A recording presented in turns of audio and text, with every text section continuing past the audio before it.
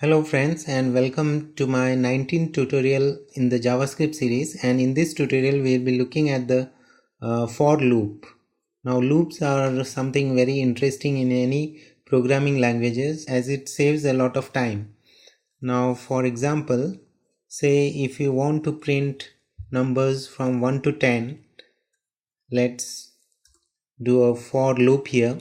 So first just type in for and then the brackets as usual and the curly brackets as in the case of the if statement or any other statement for that matter.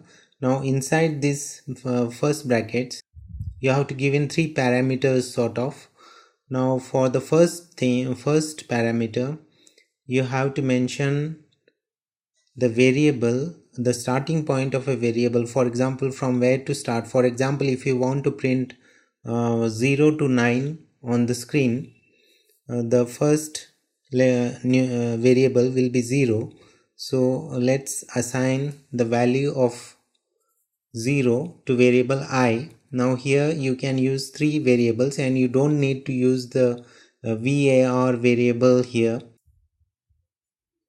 and later you have to divide these three things using the semicolon. Now the second will be the maximum you have to check. For example, if you want to print from 0 to 9, you can use a less than 10 statement here. So this for statement will check whether the variable is less than 10, and in the third value you have to give is the increment value. So here we will just increment it by 1. If you have watched my previous tutorials, you will be knowing how to increment the value by 1. You just have to use the plus sign. So here we will just use document write to print out the I variable, and let's check it in the browser. So we will also use a line break here. So maybe here we can just add. So let's check it in the browser. Now here you can see that it's displaying the numbers 0, 1, 2, 3, 4, 5, 6, 7, 8, 9. Now this is doing so because here on the first value we have initialized the value of variable I. Now if you are getting confused what is I, or we can use any variable here. This is just an example. You can even use a, x, or even say abhi and abhi here, and instead of I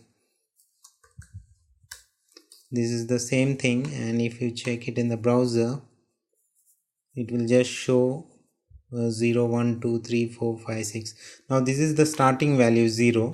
Now instead of 0, if I use 5 here, the numbers will be starting from 5.